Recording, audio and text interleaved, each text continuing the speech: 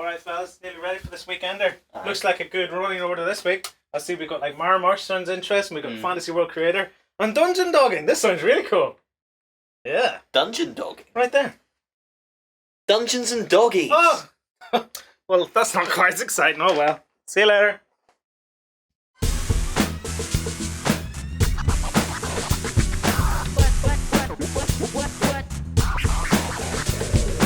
Hello everyone, and welcome back to The Weekender. I am of course Sam, and I am joined by Justin. Hello. And up on the screen, Ben. Hello. Yeah, and we're here to tell you all about the latest news and Kickstarters that have been happening in gaming. It's going to be a very packed show. We've got a chat with the guys Room 17 about Miremarsh. We have a prize from them. Oh. So I'll quickly tell you what it is, but I'm not going to tell you how to win just yet. You'll have to wait to the end of the show for that. So one lucky for Miremarsh is going to win their pledge. Oh, very cool. So, depending on what you've pledged for during the Kickstarter is what you're going to win. I will tell you the details of how you're going to win at the end of the show, so stay tuned for that. Yeah, we'll keep you waiting for that. Yeah. We got to have a game of Miremarsh recently. So much fun. Absolutely loved it. Yeah. As well as that, we've got John's Age of Sigmar vlogs. Ah, yes. John has been working through painting up the Stormcast side of the Soul Wars box and doing a really fantastic job of it. Now, this is all backstage or front stage or what? It's all backstage, so it's all been done as a vlog series like he did with the Prussians and stuff like that we saw last year and throughout this year as well. One of the big things that I've loved looking at this, I think the way that he's done the blues is fantastic, and the way the creams have come out for the robes and stuff is amazing. So there's some really nice techniques that have been shown off, and this week they got into a lot more depth about sort of how the techniques are used on all the models and stuff, and going towards some of the monsters and the metallics and things like that too. So if you like your Age of Sigmar and you want to check out a scheme that you might want to use for your stuff going forward, then definitely go and check out these vlogs and get yourself a backstage pass for those. So and we still have our 7-day free trial, we do have that, so you could tune in for that. You can give it a go, have a look, see if you find something you like. Yeah, if you fancy supporting us, Backstage really is the way to go. It helps us a lot. Other stuff happening on the site, it has of course been Infinity Week this past week for Operation Coldfront. Yeah, and we still have the 6 prizes open for that, so we're not going to be picking the winners just yet. So what we have to give away are 3 Ariadne Dog Warrior boxes and 3 post-human boxes for the Aleph. Thank you, Sam. So get your comments in on any and all of that Infinity Week content on Beast of War, Facebook or YouTube for your chance to win. Winners will be picked and announced very soon. Yeah. I'm absolutely loving the look of the Operation Coldfront box set. You know, funny thing made me laugh. I'm still part of a lot of the old gaming Facebook groups on in Japan, and there's an Infinity one. And when the week launched, the Infinity Japan Facebook group suddenly exploded with notifications. So I was just, that's pretty cool. Right. Also, I believe this is the final weekend for the Kurage Campaign, if I'm not mistaken. Yeah, guys? It is indeed, yes. The Kurage Campaign has been going great guns in the background. This is the final weekend to get your results in. I believe it finishes sometime early in the next week. So if you've been sitting on any battle reports that you haven't quite finished yet, now is the time to get them in. Yeah, you'll just have at the very end of it, Father Jack Hackett standing there screaming, "Get off my island!" For those who don't know, Craggy Island from Father Ted. If you haven't seen Father Ted, YouTube it right now. It is the funniest thing in existence. And now, moving on from that, we have an update on the End Is Nigh terrain challenge that's been going on the site. I see. What's been happening here? Yeah, so this was Lance going through some of the projects that we've already seen so far for the End Is Nigh Terrain Challenge. This is the one where you can win 4 £50 vouchers from Foreground. There's a whole bunch of different categories for you to enter in, and the whole idea is that you're going to be creating terrain based on the sentence, "The end is nigh." So you can take that and extrapolate it and do whatever you want to do with this. You can see some of the examples there. We went through some of them on the Hobby Hangout as well. Wednesday. So if you want to go back and check out some of the videos and the thoughts we've had on some of the projects there and look at them in a little bit more depth, you can go and check out what me, Lance, and John talked about on that show there, which was very, very cool indeed. We had some ideas of our own as well, so it'd be nice to see what people are doing. You've got until the end of August to get involved with this one. So if you like the idea of getting stuck in with some terrain and building some awesome stuff, showing off some miniatures as well, then go and check that out and find out all the details. And hopefully we'll see some more stuff in the coming weeks of what you guys are doing. So yeah, very cool.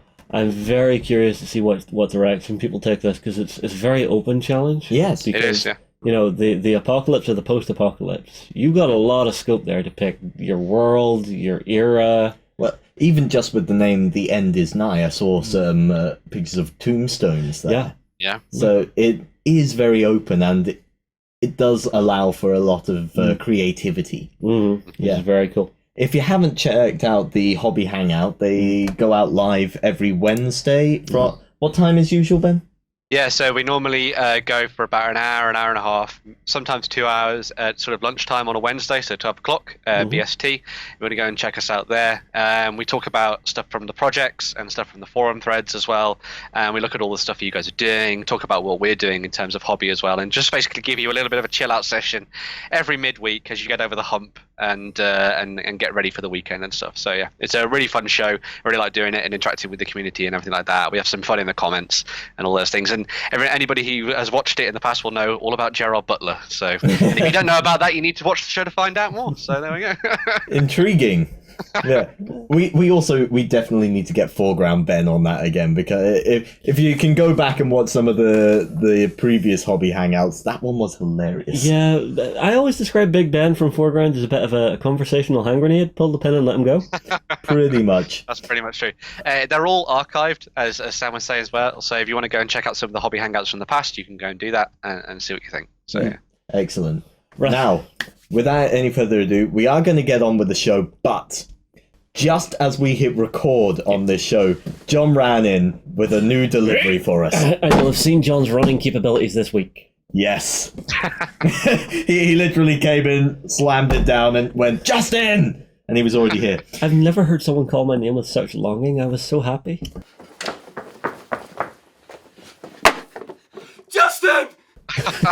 Moving on. So yeah, this is Fantasy World Creator, and if you watched last week's Weekender, you may have seen us talk about this Kickstarter that is currently running. Yeah. We have it in the studio here. Hey guys. Yeah, so excited. We've got to crack this open now.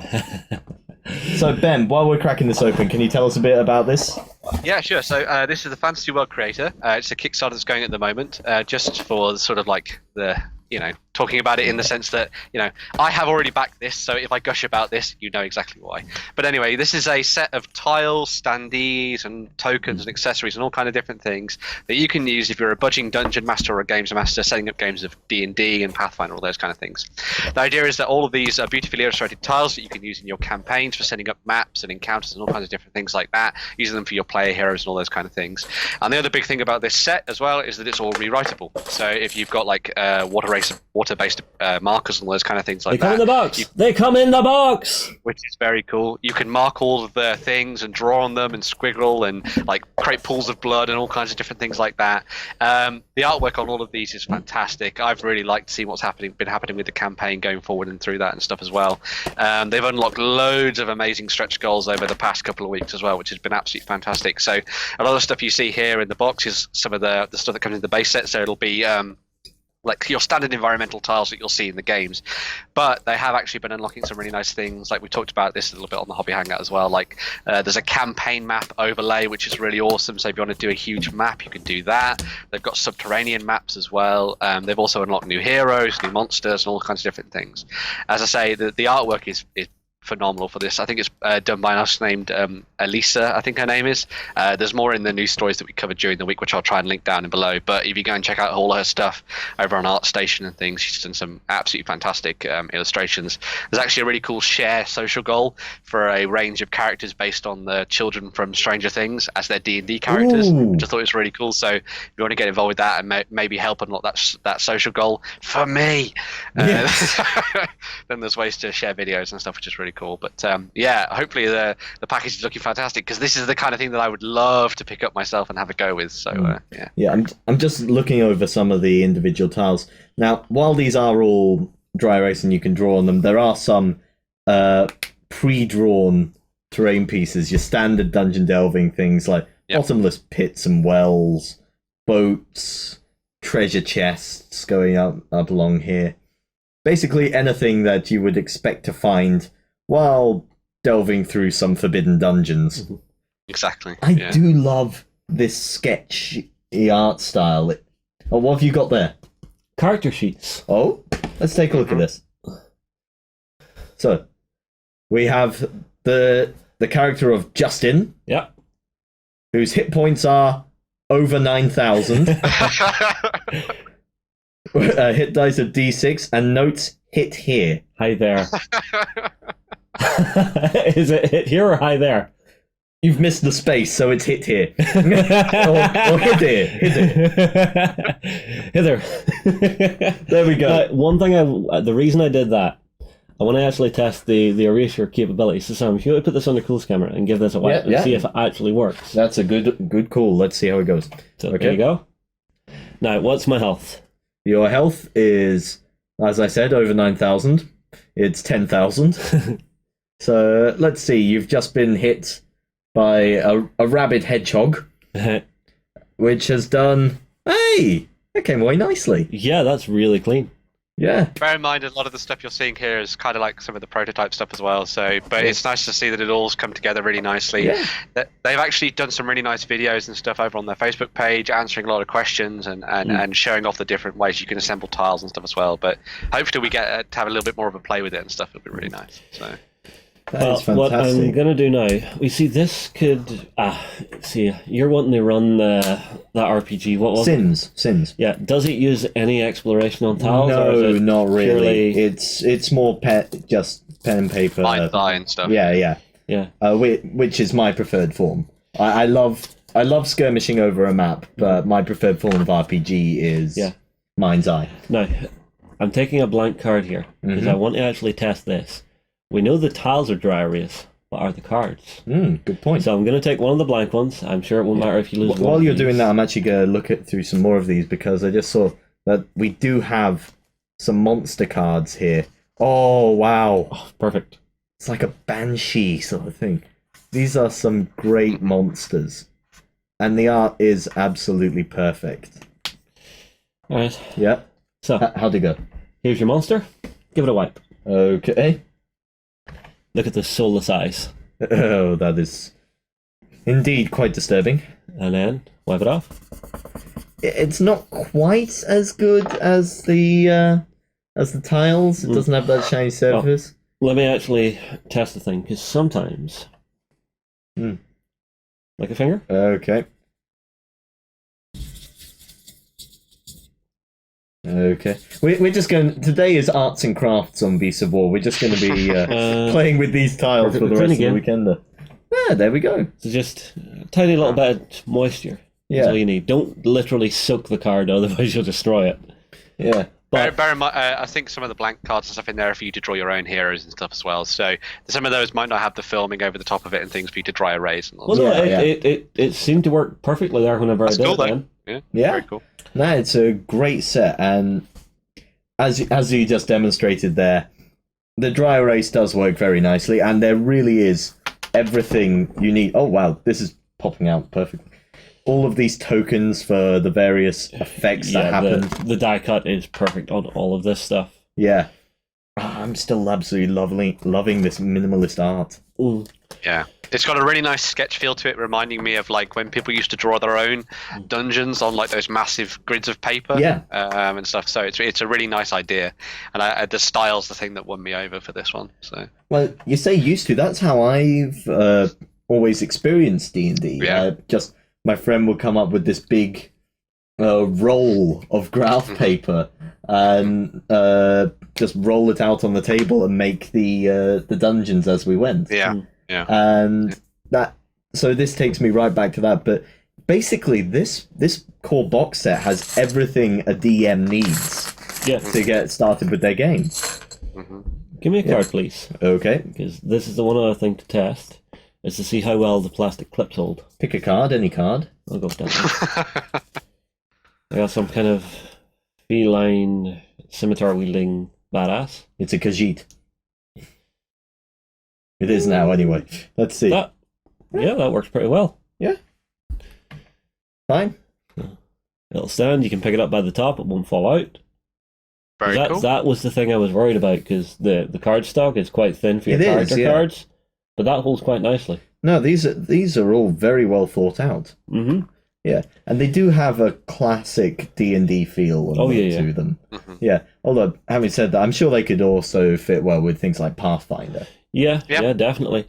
I'm liking the fact that the tiles themselves are double-sided. So you've got sort of an outdoor sort of deserty feel to one side and more of an indoor dungeony side to the other. Now, Ben, since you're more the D&D player here, I think we will have to try and either get you across to use this stuff here and run a game for us, or even just see get this stuff to you and see what you come up with for it. Yeah, I'd like to test some dungeon stuff. I've got some plans and things for like one shots and stuff with a couple of my friends and things. So it'd be nice to try these out and see what it's all like using the components and stuff. Yeah, show them off in the field, as it were. So yeah. And there's the thing. Oh, what's up? So I popped out one of the dungeon tiles here, but you're actually able to put them back into these quite snugly. Mm-hmm. So if That's you cool. actually keep these, you can fit your dungeon tiles that you've used during your session back onto these, and they'll store down really nicely. Ah, Very cool. that is cool. Yeah. So there it is. Mm-hmm. It's a great piece of kit. I'm really happy that we got this in the studio today Trust to me, show off. the timing, perfect. Yes, quite literally as we hit record. Yeah. So whoever posted that nailed it. Yeah. I just saw John at the door. It was just like, delivery, hold on, delivery. What do you have, John? Okay. Now, we'll get back to playing with that later, I'm sure. Yeah. In the meantime, Ben, can you tell us what else has been happening in the world of gaming? Yeah, sure. So we'll dive into some news. The first one of these comes out from the guys at Mantic Games. Now, they've got some plans and stuff in the future for what's happening with The Walking Dead. They're going to be taking things into the city of Alexandria and sort of seeing how that sort of develops there. But one of the other big things they announced is they're going to be doing a new board game, which is called Here's Negan. And the idea behind this is it tells a little bit more of the backstory between Negan and his lieutenants. And so, those horrible, cruel people that serve underneath Negan. And the idea of this is that you're going to be playing as Negan's lieutenants, walking throughout one of the sanctuaries and having to slay as many zombies as possible to impress Negan. But it's not just the zombies that you have to fear out there, because Negan has a little bit of retaliation of his own, and there are other things out there as well, including your other survivors. So it's going to be very interesting to see how this all comes together and sort of showing off the sort of all-out war mechanics, a little bit more of a tighter scenario as well, which is really cool. All of the models that you get in the set are very fully compatible with All Out War as well. So if you want to use them from the game into your skirmish games on the tabletop as well, you've got those options there going forward, which is really neat. But yeah, it was just neat to see that they're doing a little bit more with the Walking Dead property and going in the direction of a board game as well, which is pretty interesting. So you've got a little bit more of a self-contained game for you to play, as well as a slightly more broad skirmish game between the two players and stuff, which is neat. So yeah, very cool. This looks like the perfect way to expand upon Walking Dead, the Walking Dead miniatures game. What's it called? All Out War? All Out War, yeah. Yeah. Have you played that one much? Of course, we had a boot camp for it. Oh, of course. That was while I was away.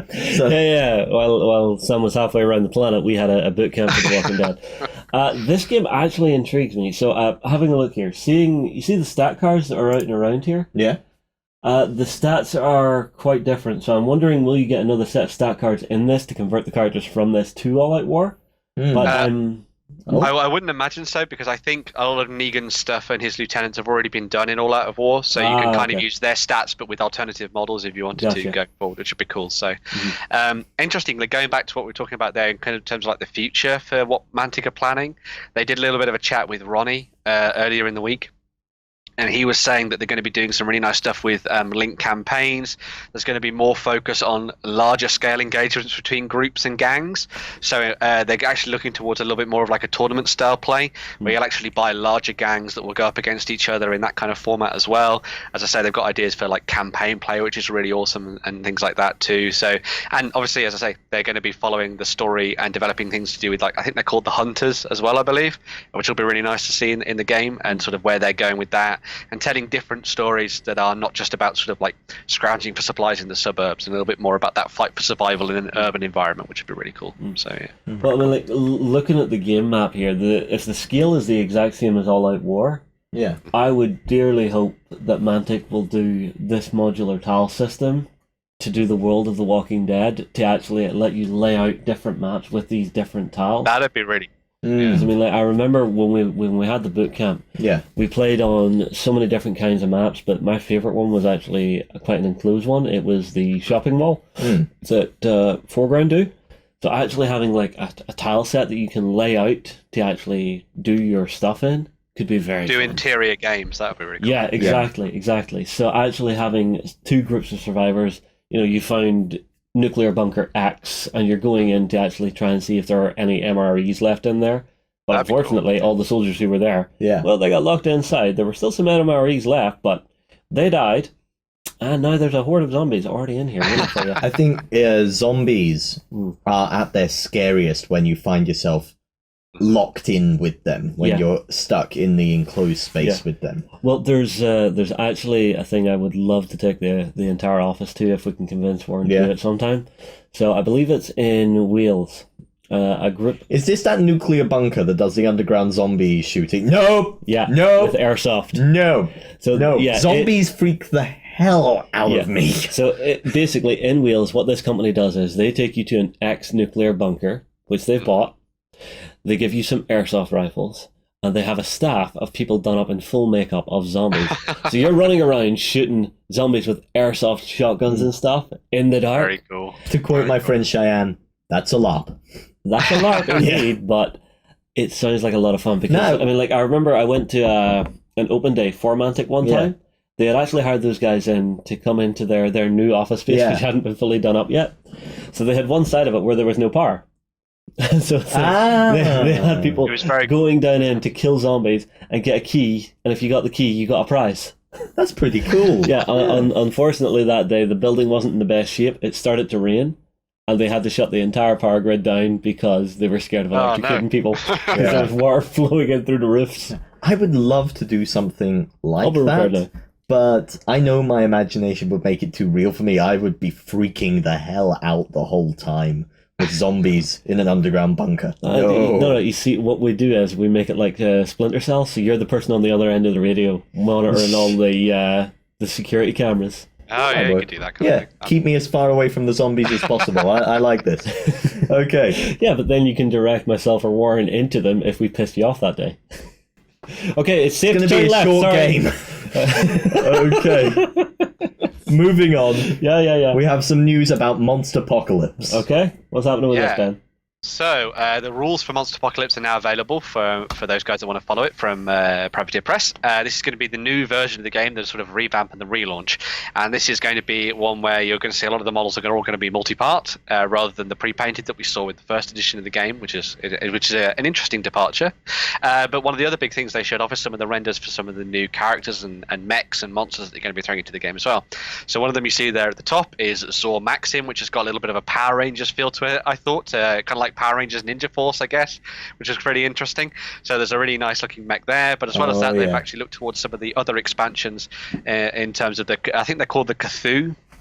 So it's all pretty much based on Cthulhu and all that kind of thing. So you got a whole bunch of big, huge, gribbly monsters to play around with if you want to take on the monster side of things, if you're playing a little bit of Monsterpocalypse as well. But yeah, they've been doing a lot of nice stuff in terms of previews, showing off some really cool renders and all kinds of different things like that. So they're delving a little bit more into the game, and of course, as I said, the rules are now available for you to go and download. So if you want to learn a little bit more about how Monsterpocalypse is going to play in the current edition, you can go and check that out now before all the releases come in the next couple of months, I believe. So there's some really nice things to look forward to when it comes to Privateer Press and what they're doing with another one of their properties, which is really cool. So I will say this guy, I'm getting less of a Power Rangers vibe, more of an Overwatch Genji vibe. Actually, it does look like Genji. Yeah, I could see that if Genji was 20 feet tall kaiju. Well, Anna shoots him with her power up. Repeatedly. There you go, So that's the next patch coming for Overwatch. Ultimate Power Genji. That would be kind of fun, actually. An Overwatch kaiju scenario where you all have to team together to beat up the monster. Well, who doesn't love go giant slaying? Yeah, indeed. You know, imagine the big giant Omnic robot from Sombra's cinematic. There you go. Everybody fighting that. Yes, get some of the Omnics in there. No, but of course then you'd have to have it so that the devs could actually program it so that they could jump in and take control of it once in a while. Yeah, just to mess with everyone. Because you would. Now,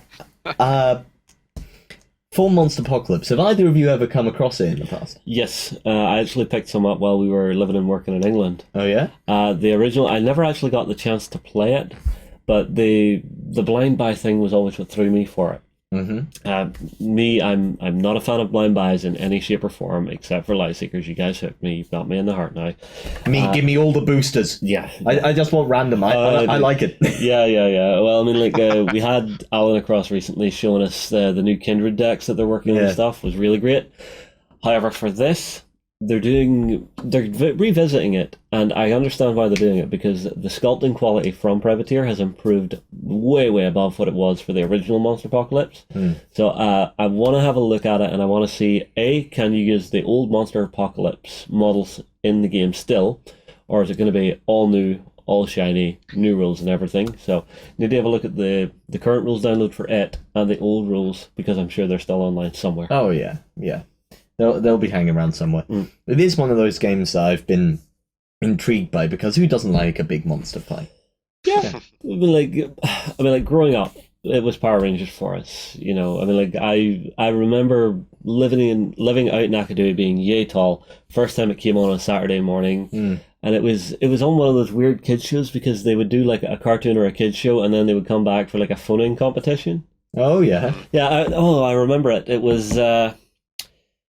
The person on the other end of the phone was controlling they had a competition where they had a kid controlling an RC car. Oh yeah. Trying to direct the presenters, and it went so horribly wrong every time. It was great. As the best ones do. Yeah. Yeah. So there is something nostalgic. Yeah, there's definitely a nostalgia hit to this. For me. I remember watching Power Rangers when I was yay high last week. So yeah. At which point did you drop out of the series? Well, that's the thing. Which one? I didn't watch it much as a kid, actually. No, but then I had to babysit younger cousins, and they wanted to watch it, and I came in on, I think, Wild Force it was. I came in on that. I was just kind of like, this is so cheesy, but I'm kind of loving it. Yeah, I think the one I dropped out in was Galaxy. Yeah? Yeah, you know what it was? I have no idea about that one. No idea. Yeah, although I think the worst one had to be Time Force. Again, no idea. Yeah, I just remember the original with all the different Rangers and Tommy and stuff like that, and so, like the White Ranger and all that kind of thing. Oh, that was one of my heartbreak moments as a kid. I remember Christmas time came and everybody wanted the Megazord. Yeah. Mm-hmm. So I asked my mum and dad for the Megazord. I didn't get it that year, but the next year they did get me the Megazord. The problem was it wasn't the original Megazord. It was the second one with the crappy dragon. Oh no! You want to know something? I have a copy of the original Megazord. Oh, dude, really? I hate you right now. I have a copy of the original Megazord. I hate you right now. I didn't even watch the show. You do realize how much those are worth now? Yeah. I think one piece is probably missing. Again, you could still get a lot of cash. It passed through a lot of cousins' hands in the end. So long as it's not absolutely wrecked, you can probably get a chunk of cash for that. Yeah. Those Power Rangers collectibles are worth ridiculous amounts of money these days. If you're out there and you have something like Tommy's original flip dagger thing. Oh yeah, that thing. Yeah, that thing is worth buku big bucks. Well, speaking of giant robots, yes, we've got a piece of news I know you're very excited about, Justin. Yes. Yeah. So this is the coming of Adeptus Titanicus. Last weekend there was a Forge World open day, and on that open day they actually opened up the box for the first time, and a lucky YouTuber was able to film it by the name of Super Cyan, and sort of he showed off the unboxing of the kits, showing off all the different ways you can assemble the warlords and the knights that you get inside there, and giving us a little bit more of an overview of what you get inside the box and stuff, which was really cool. Of course, as part of that, they also showed off some really nice stuff on their blog over the weekend as well, so you can see one of the painted Warlord Titans there, as well as some of the Imperial Knights as well that are serving as part of your force that you get in that box, which I thought was really neat. The models are looking fantastic. I think actually in the comments below, some people linked through to some of the interesting scale shots of them as well. But as I said in the post for this is going to probably be the only time that a lot of people can actually afford to buy themselves a Warlord Titan. Rather than remortgaging their house, they just have to spend a little bit of money to pick up some of these smaller scale ones instead, which is really cool. There's going to be loads of accessories and everything in there as well, which is really neat. One of the interesting things they talked about as well is some of the expansion content they have planned for the future. So I know a lot of people were talking about the fact that they're not going to get things like Reavers and stuff in the box, but I believe that Reavers, as you can see in one of the pictures below, are going to be coming out later as an additional piece. You'll get all the accessories and all the bits and pieces you need to use them on the tabletop, which is really cool. And Forge World are also going to be doing a whole bunch of different terrain tiles for you to use as well. So if you want to have something that is all scale appropriate for what you're doing with your stuff for Adeptus Titanicus, that's going to be coming very, very soon as well, which is really neat. And they have loads of interesting plans for really neat terrain pieces like magrail trains and factories and all kinds of different things like that as well, which is really cool. So if you like the idea of delving into a little bit of large-scale mecha combat effectively in the grim dark future of Warhammer 40,000 and the Horus Heresy, you've got some really cool things coming your way for Adeptus Titanicus, which is neat. So yeah.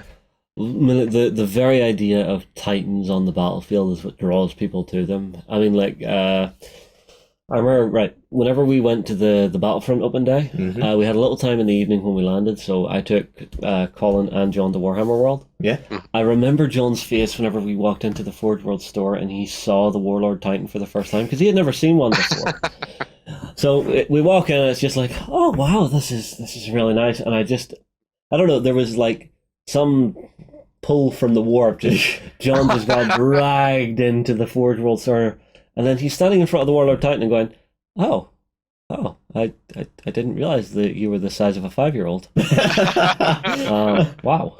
I've never actually seen one of these either now. They're that bloody tall off the table. They're huge. I kid you not. I mean, like, I want to see that fighting the Cthulhu from Death May Die we saw last week. Awesome. Yeah. With the child in the middle. With the child in the middle, the battle for the toddler. Yeah, well, no, you put the toddler in the referee's vest. Ready, fight! Now, the thing that has me most excited about this, actually, is you were mentioning different terrain ideas and accessories there, Ben. Now, we get told that the Warhammer 40k universe is epic and vast all the time, and how there's cities spanning entire planets. But when you're playing it on the table, quite often you don't get the feel for that scale. Actually, the closest I think that gets to conveying that scale is when you go down a bit smaller to like Necromunda, and you see the inner workings of Hive. Yeah, kind of thing. So seeing that from the outside now with this new scale, I'm really excited to see what people come up with. We see Necromunda did it really well for me, because whenever you pick up the core set in the core rulebook, there's a bit of a story at the start, and it actually describes really well just the actual scale and how a hive is divided down. That's cool. Whenever you're coming to something like Titanicus, whenever you're playing Titans, I mean, I know there are some guys out there who are crazy who have their demi-legions and stuff, and they play on like a 36 by 24 foot gaming mat. And they have maybe like 25 grand's worth of miniatures on the floors. Yeah, there was one, I think, that recently I think they had like 6 warlords, 8 reavers, and a crap load of warhounds. Oh my god. Yeah, it was. I could remortgage the house for that. Yeah, exactly. But Titanicus, I'm looking forward to, because the very concept of the god machines walking to war. I mean, like, I've listened to audiobooks, I've read books from Black Library, and whenever you hear about these things moving and shifting, it's just incredible. I mean, like, one of my favourites has to be the Iron Warriors Omnibus. Oh, yeah? Because it's the Iron Warriors, the initial story in it is them coming into a planet with a citadel and laying siege to this citadel. But they've actually got a few Titans with them. And whenever it describes one of them being dropped, what Chaos has done is they've actually captured a Tyranid hive ship, corrupted it, and basically the Dark Mechanicus has actually infected it. So this thing becomes a carrier. So they're using a hive ship, which lands, and then you have this massive ship just splitting in two just to drop this Titan, and then you hear the thing walking out in an epic fashion. That that is how to make an entrance. Yeah. If you And they if you were want an fashionably interesting- late, I tell you now.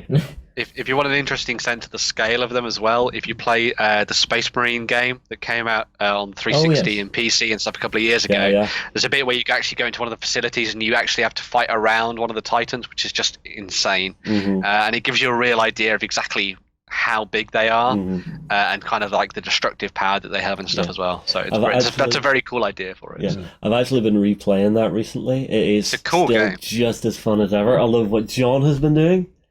John has been grabbing mods for the game left, right, and center, which I find hilarious. He linked me a video, and just someone did a voice mod, and they also did a skin mod, so it was a Blood Angel rocking around with 2 Ultramarines. Yeah. And the voice lines do not match up to the dialogue, whatever.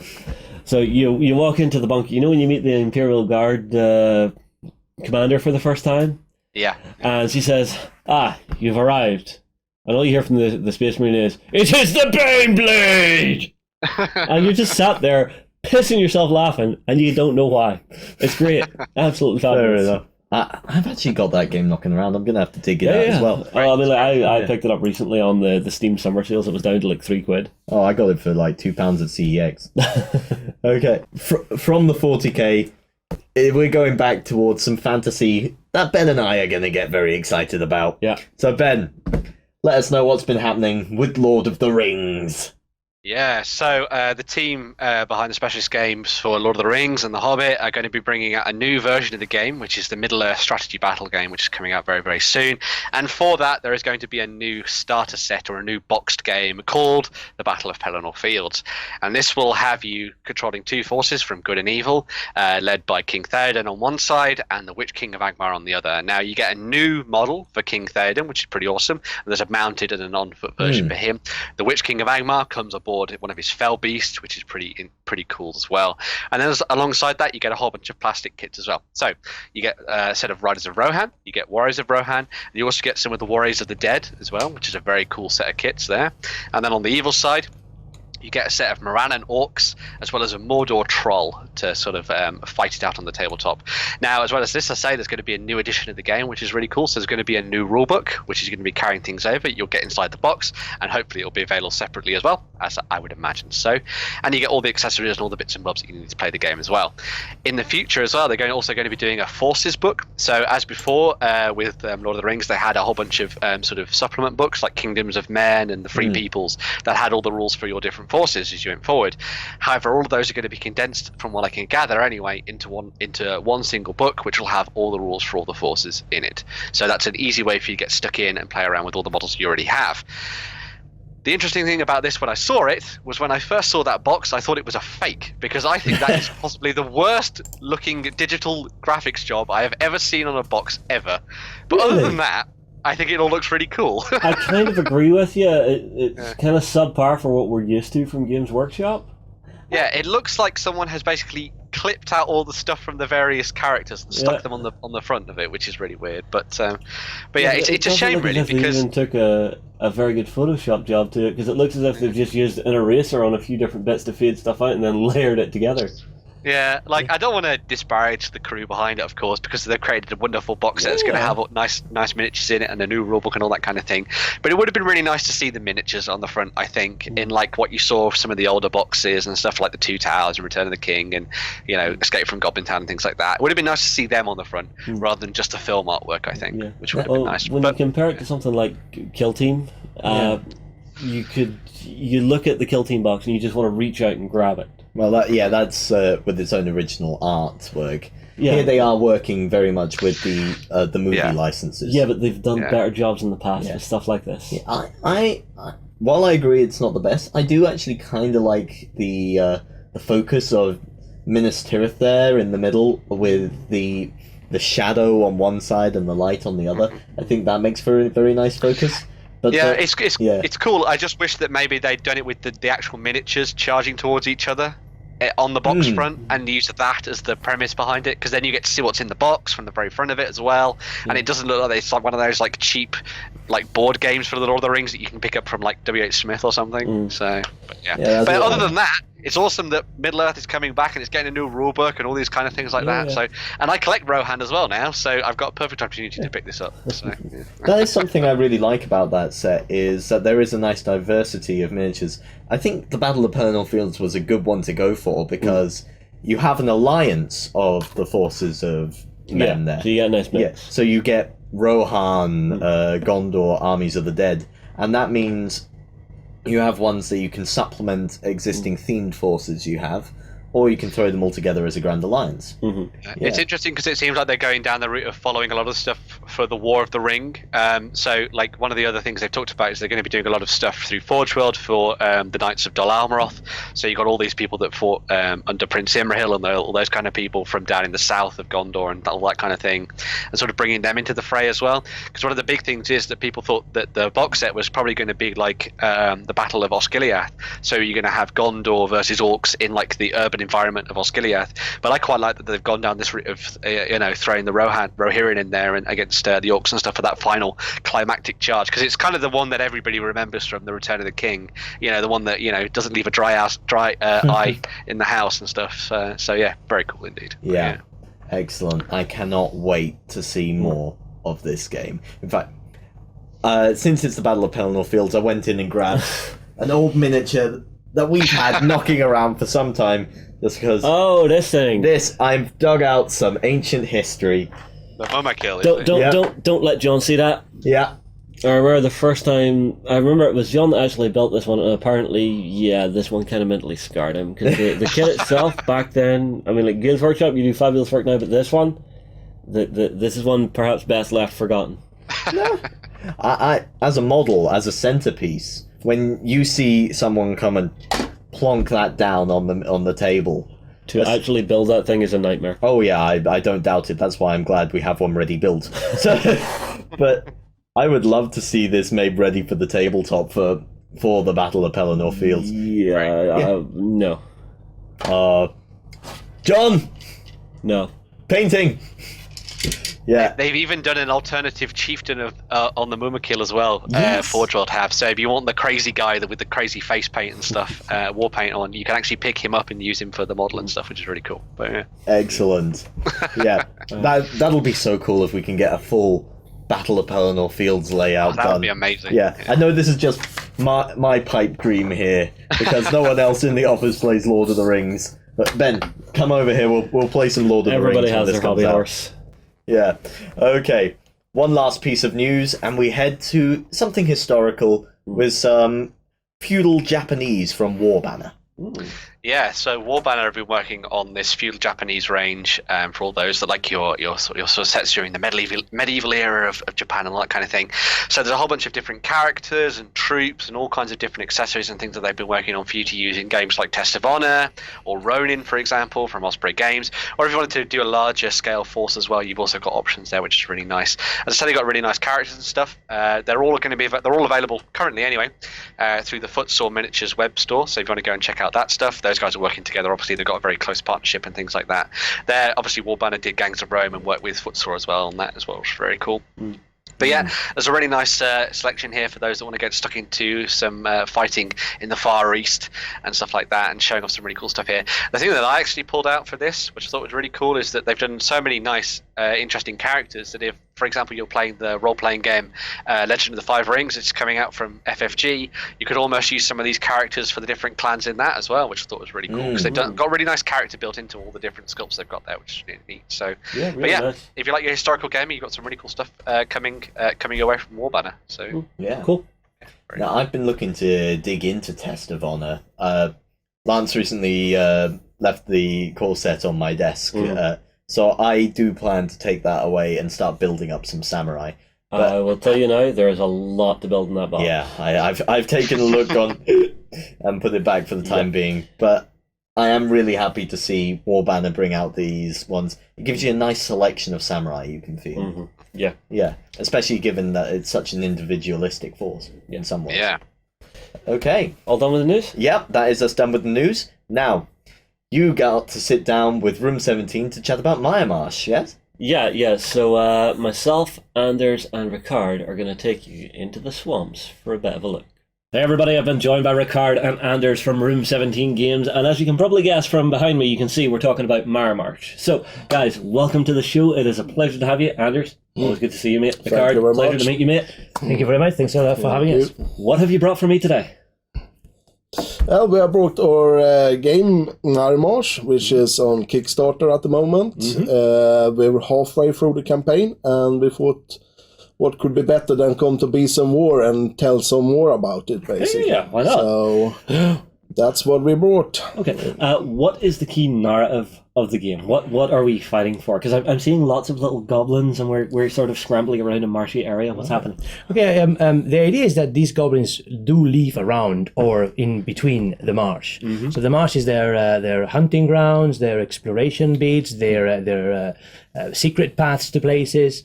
But they're goblins, Yes. so they can't help themselves to get in trouble. So basically, they delve into the marsh, trying to do whatever goblins do when they go into a marsh, and try to survive. And that's their day-to-day life. So in this occasion, particularly, the setting of the game is that they're looking for a new king. So they are setting into the marsh, trying to prove that they are the best goblin to become the next king. I see. Not all of them would actually make it through. So that's the setting, you know. Yeah. Well, I have to say, looking at the board, it is absolutely gorgeous. And is it an exploration-based game then? Because I'm seeing covered tiles here, and I'm seeing revealed ones. So I'm guessing the revealed ones are places that we've already been, and when we go into them, we reveal them. Yeah. That's correct, yeah. Okay. Well, I just went into this one. It's a lair. So what would happen, say I took this goblin and I was heading into here? Well, the first thing you would do, that would obviously be covered. You go there unexplored. Twist, turn the tile. That's tile number 1. So you get a level 1. Because it's a lair, you will basically place a monster there. That will be a randomly picked monster, and that's what you would actually face. I see. Now, one thing you've told me about this game is that it's a dice-based game with one of the mechanics that I really love, which is actually choosing when to re-roll your dice to actually get the symbols you need to complete your quest. So, in fact, if I very quickly grab this, I can show it under close camera. So, on this, we have the different quests that you need and the different symbols that you need to roll on your dice. Yeah? That's correct. Yeah. So we have a giant slug, and we have 3 different quests. Yeah, the first one there in with the metal background is a mandatory part of the challenge. So you have to do that. You have to even spend a foot from the dice you already rolled when you started your turn, or you re-roll your dice, whatever you have left when you come into where the giant slug is. And roll your dice, and then you spend a foot to survive the encounter in the first place. I see. And then you can go down where you had the wooden shields, and as you see there, next to them, that's not mandatory, that's a choice you make. And you can either maybe you have roll the dice so you have a sword to spend, and you spend that and get a gold, and then you need double swords to slay the giant slug and get his bones there. Yeah. I see. And one thing that I'm seeing is we have all of our goblin cards here. So this is capture. And it's very simple to actually tell what dice you're rolling just from this little bar here, yeah? Yeah, so this would roll 2 green, 1 of the yellow, and 1 of the blue. Yes. And then the dice actually differentiate what symbols you can possibly roll. So some are better for fighting, some are better for moving, some are better for magic. You get a little special roll, and then you've got a couple of inventory slots. I have to say, I absolutely love the gorgeous artwork you guys are doing. These are so cute. Very good. One of the key points, or the 2 main important points of the game, is actually knowing your dice. You know, knowing what results those dice can bring you. Obviously, if you are into the nitty gritty, you can know the statistics of each one of them. But in essence, just knowing that you will not get a dagger in a white die. That's it. So you won't attempt to test that way. The other key point is, do I roll again or not?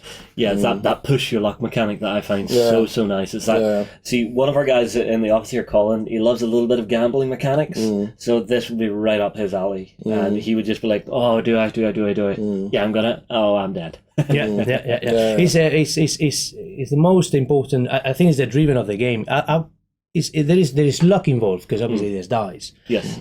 But you manage that. I mean, it's obviously you'll be more lucky if you're rolling 1 die to get 1 dagger, and if you wait another turn and roll your 5 dice to get to get 1 dagger. Yeah, and as much as possible, you try to stack everything in your favor. So you have the right dice to roll, you have everything bonus, you have as many dice as you need, and so on. So you can, and with spells, pets, and so on, you can add bonuses to the dice and so on, and what you roll to manage the challenge. Yeah, well, you're mentioning pets, so we get a deck of pets in here, and you have to buy these. So as you're wandering around the marsh, you're going to be finding gold, and I assume that you have to come back to the correct location to actually buy your pets. So you've got 3 shops here in the middle of the board, as well as a couple of movement challenges to actually get to them, depending on how you're moving to them. But when you actually get to the pets, some of them are really cool for what you're going to be able to do with them. So first one here, we have a sick dog. It gives you an extra inventory slot, and you just get a free foot, which you can use once per turn, Once per turn, if we quickly cycle through a couple of them. We have an angry goose. So once per turn, if you roll an eye and a foot, you can spend those to actually get a gold and an extra inventory slot. We have a goblin. So what, is this just some goblin kid that has decided to follow you? You will be the next Goblin King. I follow you, sire. Yeah, he's a bit of a sidekick, I think. So when on a hex with another goblin, if you roll an eye, a foot, and a dagger, you can steal an item from them. Oh, that's nasty. In fact, there's an important question. Is this competitive, cooperative, coopetition? You would not cooperate a lot in this game. These are goblins. They must behave like goblins. So they would seek any chance to let you behind in their favor.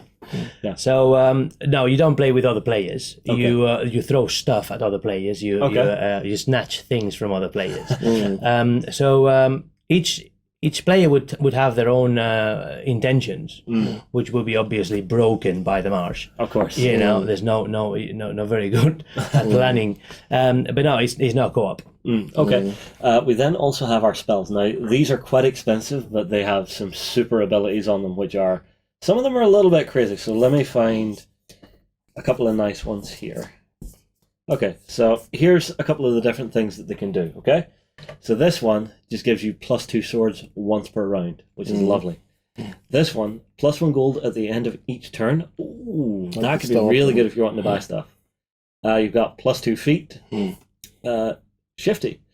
You may ignore traps. Compulsory challenges on trap locations treat it as optional. Oh, that's very good. That's very nice. Well, one of the key points of the game is as you explore End Eye, you're trying to boost up your goblin. That's why slots are very important. The restriction on slots, hence pets are coming very handy. And spells is like a permanent slot that gives you already the results that you will probably want from that particular item. So managing the slots is very important. What you have, what you drop, what you get. Getting some pets is about that's your abilities in a way through the game. Now, one of the interesting mechanics as well that you guys have engineered into this is the fact that you're never really out of the game if you die. Your goblin dies, but you get a brand new one just wandering out from the village in the middle, going, oh, well, he's dead. My turn to try. That is correct. Yeah, there is always a goblin waiting in the wings for taking over when the next one the first one has failed, basically. Then the next one tries, and in a typical game you can get through a few of them, as we have seen. We can get 2, 3, 4 up to 4 goblins on players. If you're playing that way and are a bit unlucky and so on, but that can also be a tactic. Play through a couple of quick goblins to see how the lie of the land is. Basically, charge them out into the marsh blindly. Just to get an ID and then go for maybe the third goblin that you have a perfect track where you can see where you can go and what you can get. And scoop up equipment the first 2 has dropped and so on. So, and one of the other main mechanics you've put in here also is the fish, which is essentially a game timer mechanic. So every time you end a turn and your goblin survived, your goblin, obviously, it's the end of the day, he has to eat. If your goblin has died, he doesn't need to eat. And then there was one other thing you guys showed us. We played a quick game off camera. So say my goblin was here and died. The next time it comes around to me, I have a new goblin. and I have the option of either respawning in the center or paying the fish to actually respawn where I was, which can be good, can be risky, so there are lots of little tactics that you can play here. Lovely mechanics, and I'm really looking forward to actually getting a game of this on camera for everybody at home to see everything that I'm talking about just mashed together and actually work. It'll be a pleasure. Yeah. Another important thing you guys have done is the art direction you've taken is beautiful, and you've translated them into the miniatures gorgeously. So we actually have 3 stages of the development of the miniatures, yeah? Yes, 3 stages there is, yeah. So this was one of your initial ones. This is the first ones that you actually put out. And I have to say, this looks great to me as it is. I mean, like, what was your own thinking when you guys first got these ones through? Well, we were aiming at obviously it's all about costs and effectiveness in the price and the cost per unit. So we were thinking on a board gaming piece that ideally would be cast in one piece. Yep. So no pre-assembly required in the factory. But we're all war gamers, and we all love minis, of course. And although they look fantastic, and actually the sculptor's director is also a war gamer and a miniatures lover, and we all thought, well, you know, we're going Kickstarter. We truly believe in this project. We're going to go for it, like 100%. So we went back to Matt and asked, look, let's just break it down. If it's needed, you know, let's worry about undercuts in a different way. Let's make the best out of those. And that's why we went back to the working bench. He took the minis, and we start splitting them here and there to be able to add more detail. Yeah, and then this would be the stage 2. That's the stage 2. So this is the revisited one, and you can instantly see the difference because you went from a really nice looking game piece to something that I would actually quite happily sit down and spend a few hours painting and doing some nice work to. I love the fact that you've added a little oil to this guy. He looks fabulous. And then what you did was one thing that everybody should be thinking of doing these days. You guys went to one of the greatest painters in the industry, Mr. Angel Heraldez, and had him paint up a set. So we actually have some of the goblins sitting here painted. So let me actually see if I can get both of these in under camera at the same time to show everybody, because when you see the painted version that Angel has done, my word, that man, I know I always say this, but goddamn that man and all of his talent. I look at this and I weep just to wish I could paint something so well. Now, that's exactly the same model as the previous. They come from exactly the same resin batch. Yeah, exactly. Well, bringing him back in, you can see all of the details are there. You know, everything is identical on the two, and Angel's work just makes it gorgeous. And if you want, you can take the time and actually do this. But the amount of detail that's on these, in fact, I was talking to our in-house painter Romain recently, and he said you can get miniatures that are quite plain. And then the painter has more work to do. Or you can get miniatures like this, which are gorgeously detailed. Thank you. And the miniature almost paints itself for you. You know, everything there. You can see where you're going to do your leather, your cloth, your skin, everything like that. And cycling through some of these, my favourite one has to be this creature. And this is actually another of the mechanics you guys have put in. So you've put in some form of bog monster. So what is this thing? Well, that's a swamp creature which can be activated when you roll certain dice, the black and the blue, which is a powerful dice, but on certain rolls there will also be a swamp monster symbol. And that brings out the swamp monster on a level 2 tiles, and the player to the right of the player who rolled it maneuvers him and can obviously spring the swamp monster on the unlucky players around him, basically. Going back to your co-op or competitive, well, that's one of the most direct interactions between players, because the player on the right would move the swamp monster, obviously, at his best interest. So if it's coming after you and all of a sudden the person on your right or your left starts rolling it a lot, you're like, okay, move it away, get away from me, I don't want you here. Okay, let's have a quick look through some of the miniatures, because we do have the full set painted here, and oh my god, I can't even, they're just so gorgeous. So, who is this little dude? That's Spooker. He is, he loves Halloween, this goblin, obviously. It's and he makes everyone afraid of following him. So he has a nice little special rule going with his spooky appearance as well. So it's harder to follow him about. Okay. It is, yeah. It adds a foot into the cost of following. I see. And this little dude? That's Mixer. He loves to mix various potions and mostly with an explosive or gaseous effect, and you can change throw them about. You can change results to turn them into magic, into the pentagram. I see. So it's quite useful too. Well, I suppose anything you do in this world can be made magic if you add some gunpowder. Yeah, Totally, yeah. well, that's true. Yeah. Now, this is one of my favorite little dudes. So this little guy, who is he? That is, we actually had to look up what he is called, that one now. Okay. Well, then, I know he gets an extra foot whenever he's going that's through secret paths. Skulker. Yeah. And he actually starts with a bit of equipment, which is really nice. So he gets a slightly bigger dice pool, which is great. He gets an extra rope and some gold, and he's one of the goblins we call the fighty kind of goblins.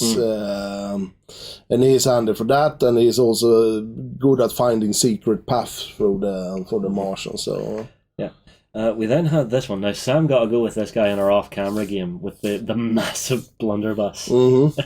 He's got a very good and interesting approach to rules. Considering that everything needs to be nicely flavored.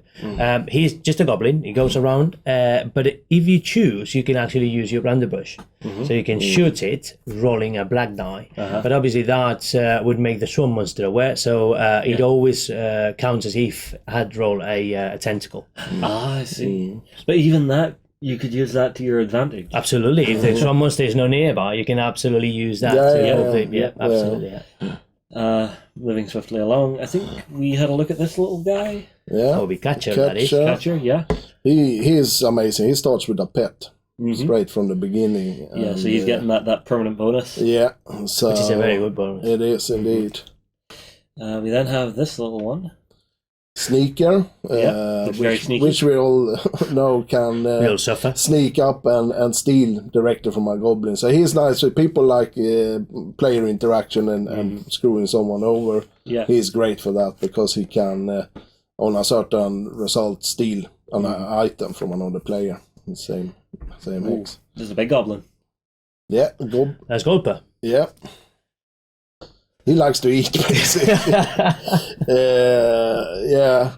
Really, I would never have guessed with this miniature. But the great thing of Golper is that, as you said, Fisher is very important as your timer. You can't just be lurking around not doing anything because time would consume and then you would be out of the game. Yes. What Golper does is that he can consume he can bank in bones instead of using a fish. So it's a very interesting. Bones aren't that common anyway. They cost you money, but you can buy bones. You can get bones in by killing or defeating certain challenges and monsters. So he's got a resource. Or interesting keep him in the game longer. We have a little bit of on him. We have been discussing just to make the mini looking more like the art and the mini. Yeah. That since he's eating a bit of the swamp creature, we might put him in. If he managed to kill off a swamp creature attack, he actually gets a fish. It will say a bit of the swamp monster. He's eating some calamari. Exactly. That's so.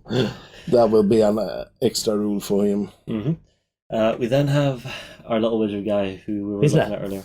Fizzler, yeah. He's magic basically. He can use bones, so he basically he caches bones to get blue dice. Lovely. So that's very good. We then have some little sniper guy. That's Hunter. Yeah. He's he can choose to reroll a black dice when he is on a monster lair. So he's a monster killer. He's effective. You can send him in on fights, basically, whether it's nasty monsters and reroll his black dice. Yeah, lairs and monsters are very interesting because I'm not sure if you mentioned this, but you can peep on the marsh before jumping ahead and going for a tile. You can actually, with certain results, you can actually take a look at what's on that tile. Yeah, and you can expand that onto the tile and a monster if you get a good result. I see. So. So it's not just blindly wandering. Absolutely around. not. I mean, if you want to go crazy and roll dice and go ahead, you be my guest. You're gonna die. You know, and you're just giving your opponent. Absolutely, yeah. And that is, as Andy said, that is in itself a strategy. There are some people that would burn through a couple of goblins, see how the path lies ahead, and then follow suit. Obviously, other goblins would also follow suit. So the minute you start losing equipment around, people would be gathering also. And I found playing a lot about demos and expo and so on is sometimes on level 1 heck tiles is questionable if you're even gonna use a die to peak because you know it's gonna be a level 1 challenge. So you might as well just use that foot that you must use to get there anyway, and save your eye that you have rolled for another roll that you can use to defeat them. If it's perhaps a requirement that you then haven't rolled. Exactly. So, but sometimes that backfires as well. You know? It's. I think the biggest challenge is to actually fight yourself and getting carried away. You know, because I roll 6 dice. What can go wrong? A lot of things can go wrong. This is the Miremarsh. Well, it's one of those things I always say. You know, once in a while the dice gods from on high will just sit, smile, and giggle maniacally. Yeah, I had somebody just actually bet on a roll and lost. Yeah. Well, I mean, like when we played our off-camera game, I saw you had peeked into an area, walked into it, and I was just like, well, I'm following you for now. You've already done my work for me. Yeah. It works. It works. The great thing is that certain challenges. I mean, there's 4 rebuild challenge or quests that would make you win the game. These in the corners. So the objective is to go to one of these challenges and make it through. You win. And whenever you're going to these, I assume it's just boom, boom, boom. You have to do all of them in one shot. Once you're in, you're in. You can't. There's no turning back. So either you pass or you die. So you, in a way, you need to go there when you feel you're ready to pass those challenges. So it's obviously very important to keep an eye on which goblin you have, how is he been building up, and the challenge that you or the quest that you are aiming at.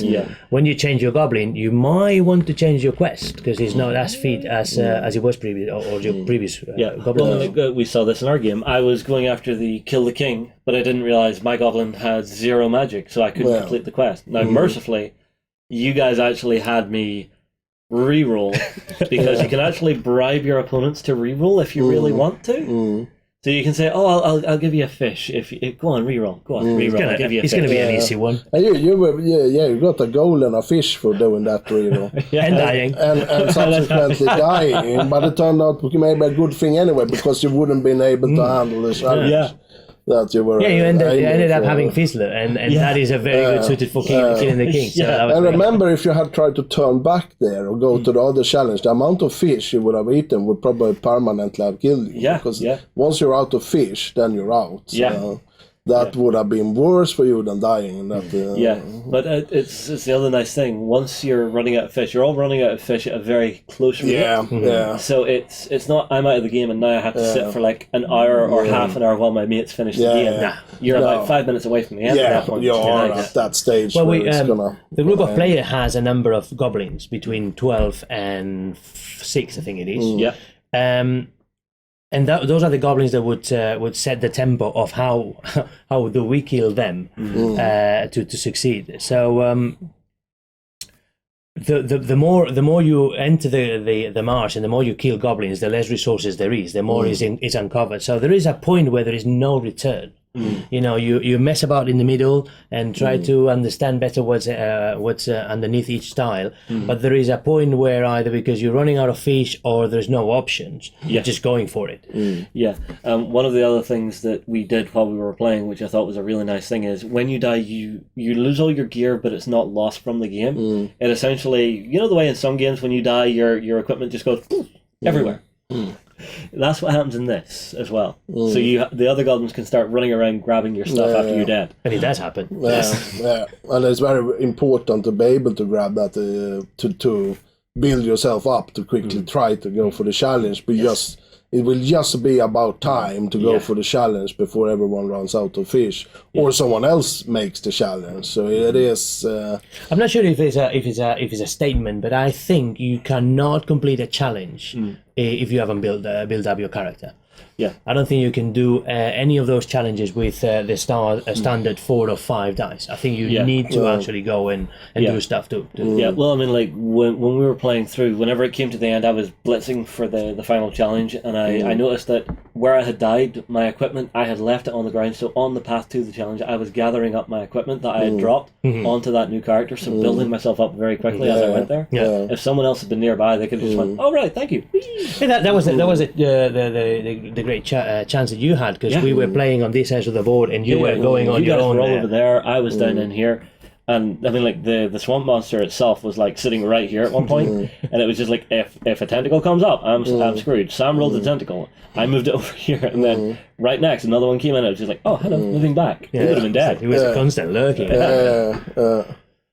Right now, because the game is on Kickstarter, we know it's growing and expanding. Yeah. So I would actually like a quick chat with you guys as well about what expansions you have done so far, and maybe a little bit of a tease on some of the ones that you're hoping to reach during the campaign, right? Or even after, because the game, once you've made it, it's out there in the wild. Absolutely. Do you want to go for that? Yeah, we have the monster expansion, which brings in the base for it is 10 monsters. They're based on the monsters we have on the tiles, like the coiling python, the piranha, leaping piranhas is called the piranha queen in the monster set, because to make it a little bit more powerful. We have the lizard man and loads of monsters. So you can put them in as alternatives or reinforcements for the swamp monster. So you can get a lot more monsters operating around and eating goblins and stuff. Yeah. So you can really enhance the difficulty in that way, or you can just match it up so it's different monsters every game, and obviously then make the replayability even higher. So that's what the monster set brings, and plus it obviously brings a lot of nice monster miniatures to the games as well. Yeah. Then we have the Undermire, which is a board expansion and tile expansion first and foremost, but it also have ghost variations of all the goblins. So the Undermire is basically the underworld of Miremarsh. It's underneath the surface of Miremarsh. It's the cave world under there. It's gonna be a tough place, even slightly tougher than the Miremarsh. That is quite tough. So you have maybe straight from the go level 2 challenge difficulties and so on. You have alternative quests to do down there, and you can also combine it, or it will be combined with Miremarsh, so you can do either quests up above in Miremarsh or down in Undermire, and you can get bonuses and so on for that. And then the ghosts, which we are still elaborating on the rules to make that exactly what it is. And basically when you die, a goblin becomes a ghost, and it interferes with the other goblins that are still left there as a nuisance, basically. Then we have, what else do we have? We are working on co-op rules.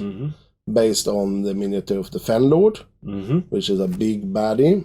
We have solo play rules that you can play from the set get-go, but we're tweaking it so it's even more fun for solo players.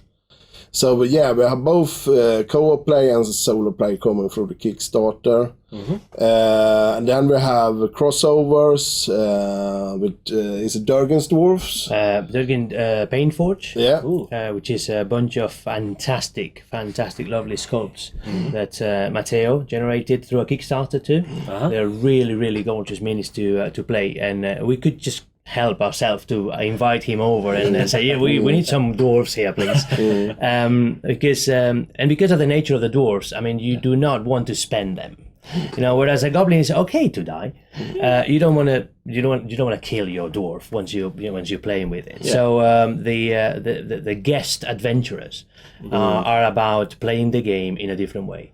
So instead of expending your goblins, you are actually taking care of your character towards a quest that is also tailor made for those characters. So those two collectors things, I think is worth the other set is the Mantica Adventurers.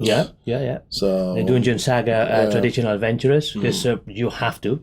you have to have a barbarian, a wizard, and a ranger ranger. and a rogue, yeah. Totally. Yeah. So we just wanted to see how they do with the marsh. You know? Yeah. Goblins live there and die there. How do they do? Well, I have to say, I love the replayability factor that you guys are building into this game. I mean, like, top marks there, because even in the core set, you have different game every time you play because you've made it so modular. Then you're adding in, okay, here's a new way to play with new heroes, and again with that modular system of everything's going to reshuffle every time you play. You could have completely different quests in the corners. You could have different stuff showing up. You know, maybe that route that you took earlier through the marsh. No. This week, that route is Death Valley. Do not go near that. Well, one of the things that we're trying to, in a way, is the easiest. Having being part of a studio that is built in. Mary can't help herself to draw and draw. We're just trying to bring more tiles, more pets, more spells, new cards. We have the knickknacks coming now, which are very fun to play cards. One use ridiculous stuff that you would find in the swamp, which goblins always find a use for. So we've got 30 or 40 knickknacks lined up. We've got, I would say, another third of the tiles that you get in the game. Wow. Trying to be unlocked, and I have high expectations for them to come, because that will be the best reward for Mary especially. Which is the person who's drawing them all and Andres with the characters and all. So bringing art is I think one of the best rewards for this game, bringing more art. Because that would increase their replayability even more. Well, I mean, like, just looking at it, it looks like so much fun to explore this one. It's just so good. Right, now, future-wise, you've been cycling through some images in the background here, and I want to have a quick word about them, because I think you've been sneaky. Are you showing stuff up there that we've not seen before? There is my favorite thing that I'm hoping to unlock, and I've got such a high hopes that we're already working on it. I mean, working on something costs money. Of course. You know that you just do it, and if it happens, it happens, and if it doesn't happen, it's a big disappointment in many ways. Is the rock goblins. Right. We soon realized that this game was about two things. A swamp and a lovely art, and goblins, of course. And people were telling us, Angel was one of them that said, there's a range of goblins. There's no such a characterful, heroic looking like range of goblins. So we soon realized that it was about goblins, well identified goblins. So we've got these guys living in the marsh. And me being a greenskin, couldn't help myself to actually look at one of the new tiles that we unlocked, which is the recruit the rock goblins, and think, so there is more goblins, right? So it's the bog goblins and something else called the rock goblins. So we, Andres, the illustrator, and myself went onto exploring what are these guys? If where do they live? What do they eat? So the rock goblins are a bunch of guys that we think once they were the same kind of goblins. These goblins rummaged the marsh, and these rock goblins got lost in the Undermire. The Undermire is a ancient place where ancient things happened that we don't know civilizations hidden away and mysteries yet to be revealed. Don't give it away. Coming games so these guys got lost there, and they built their own living space there. So these guys obviously are now disattached from the goblins, but in a way they want to go back to the surface. They will hopefully, through this campaign, make it back to the surface. So these are goblins that hopefully would bring in and spring the player versus player. They come to the marsh to take over and becoming kings and settle again in the goblin lands. And vice versa, it maybe backfires, so the bog goblin strikes back. The bog goblins are wily as well, that's it. We don't know what will happen there, But rock goblins are very tough, as you can see in the picture. It's they are quite mean. Still goblins. There's more intention than fact. But you just imagine these little guys sitting there going, "Soon the overworld will be out." There you go. We interpret that the main feature is a bit more tribal. Yes. A bit rougher. And we imagine that being in the Undermire, they probably mingle with rats, obviously giant rats, and giant bats, of course. And they like rocks and stones. Yeah. So we are building from there, and I hope this week we're gonna start seeing some more of You, them. you have me curious. You have me curious. Right, what else were you showing us in the images there? Well, obviously, we are very, very proud of the Fenlord. And I just wanted to say that this image, again, thanks to Andres, this image for me inspired something else. This image was the image that in the studio, I think, told us that we could exploit these a lot more than just a board game. Yeah. Again, we are miniatures gamers. We need to refrain ourselves to not get carried away. But when we saw the Fenlord, at least this is my personal impression. I thought we could do better. Really? We could do better than some gaming pieces, and that's when we started exploring the journey through. Now let's make real minis. Yeah, well, because that Fenlord must be a real mini. Yeah, well, I mean, like I have a painted version of him here. One thing I forgot to mention so far, I love the fact that every last one of the miniatures is standing on a sculpted base, which is swampy, which is so cool. Although this guy, oh my word, look at him. That's painted by Matt Parks. I also wanted to say that this game is designed by Matt and Sam. You know, we just a studio that is making it pretty and hopefully making it a success. But this is the work of Matt Green and Sam Marcy. That's it. Those are the star game designers that brought this to us. Well, mechanically, the game is fabulous. Miniatures-wise, absolutely gorgeous. Art direction, I'm blown away. What more can I really say? I mean, like, this is definitely one to check out if you love your fantasy stuff. If you like something that's quirky with a great sense of humor to it, this is definitely the game for you guys. We have one more there that you were showing off. What was it? Well, that would be Fizzler. Oh yes. And I was just showing this because I would say it's the more goblin for me. This tells me a story that goes beyond a bunch of guys jumping about in a swamp. It tells me that there is a bit of a structure, and this is the shaman of the tribe. Therefore, there is a tribe. I don't know. It gives more personality to the goblins. It dies the same. So it's still a goblin jumping about a marsh. Will eventually meet his fate or her fate. Some people say it's a she, and we're trying to bring more she goblins to the game through the rock goblins. So it's just I just choose this one because alongside the Fenlord, I think it engages you in what is beyond the marsh and what is beyond these goblins. Yeah. For myself, seeing images like this, I always love personally because it's giving you that idea of here is the concept and then here is the translation. And seeing one to the other, there are some companies out there, they do it okay, but you guys do it fantastically. I mean, like I'm getting the exact same sense of character from the miniature as I do from the artwork, and that's something really special to be able to pull off. Thank you very much. Do we have anything else we want to talk about? Or are we going to be prying? Well, there's one thing that might tease, and is the fact that we just had a look at the comments, and the first thing I want to say is that we have an incredible backers community. It's just incredible, and I would forget about backing it, forget about us, forget about the company and the Kickstarter. Just go into the comment section of this campaign, just to see how social media communities can be fantastic. Fantastic. When we started the company, one of my biggest fears was the Kickstarter. Yes. You know, it's like you never know what you're going to find until you start one. And we had a fantastic ride with our very first one, Museum Rush. Was absolutely pleasant.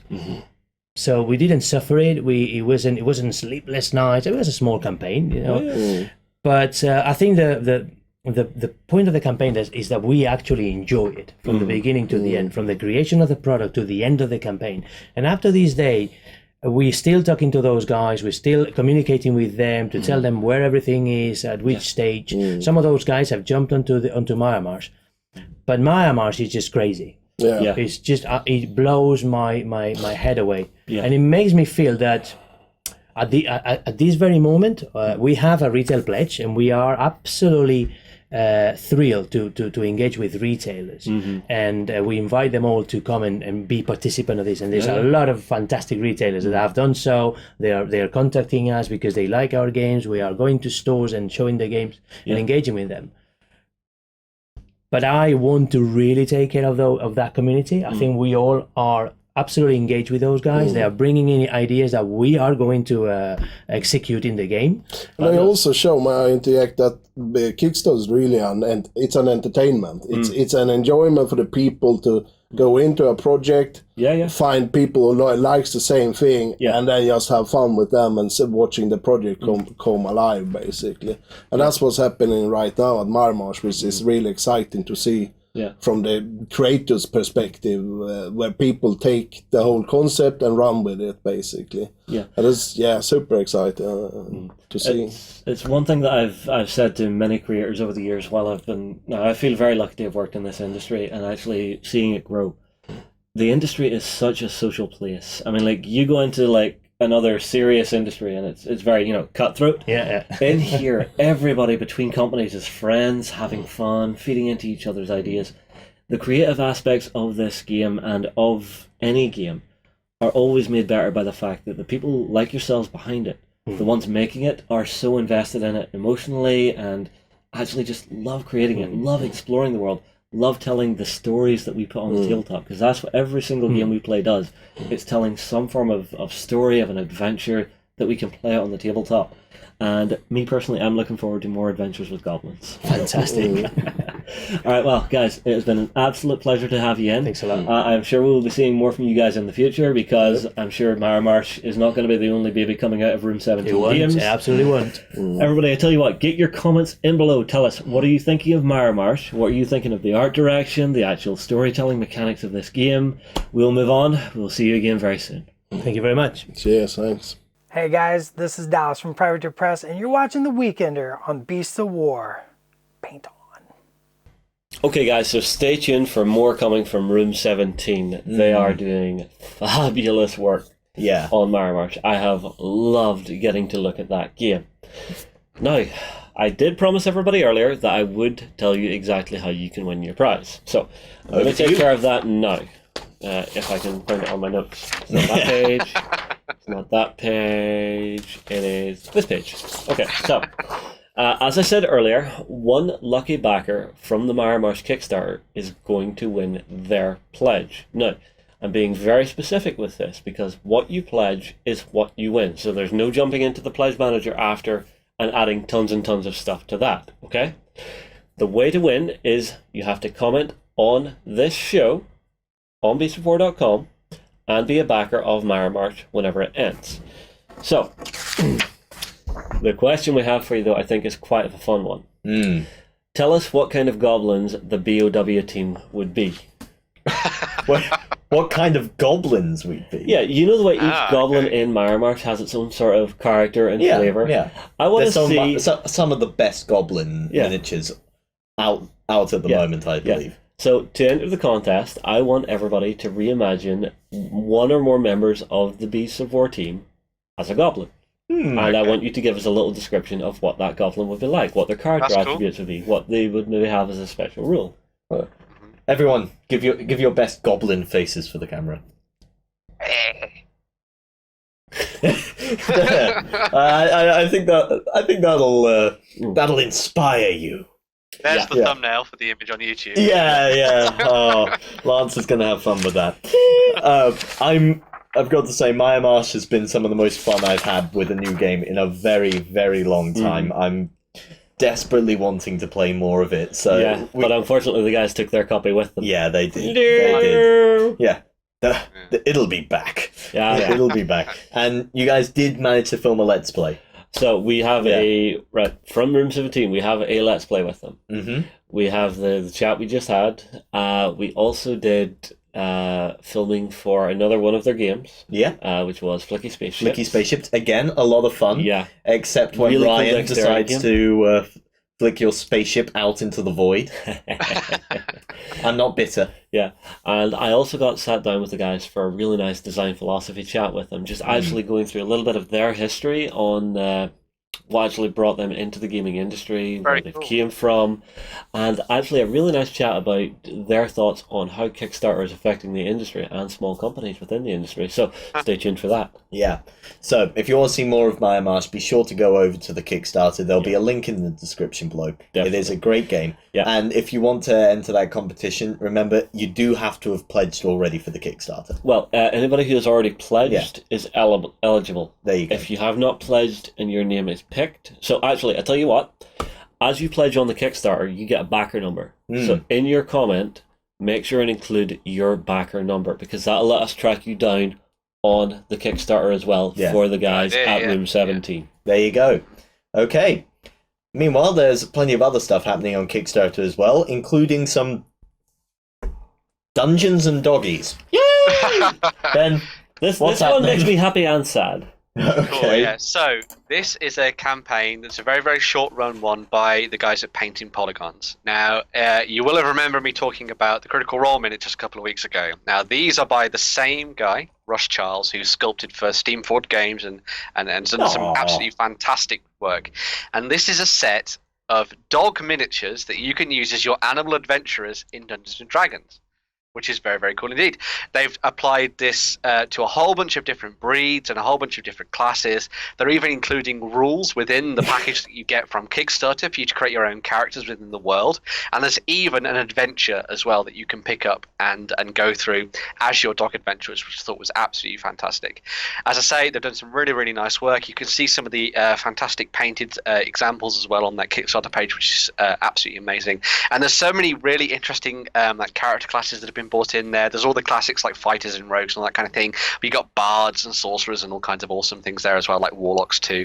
And it's been really interesting sort of picking through the different breeds and the different classes and trying to work out which kind of one I'd want to be, which is really cool. So I'm trying to find my favorite dog and see if it meshes with my favorite classes as well, which is really cool. I love the Corgi Warlock. Yeah. Some superb stuff there indeed. Yeah. For me, it's got to be that Golden Retriever Wizard. I think it's one of the first ones up at the top with the big wizard hat on. Yeah, Cornelius. Yeah, if you go up further, there's a painted version of him. Yeah. I think I'd want to be Montague, the Cocker Spaniel bard. I think he's really awesome. Good call. Good call. I don't know. I like Tedric, the Chihuahua Rogue. That is very cool. Although if you go to their Facebook page, they've actually done some narrative pieces for each of them, which is very cool. Now, there he is. There's Cornelius. Such a good boy. Yeah. Yeah. Until he cast Fireball. Now, I'm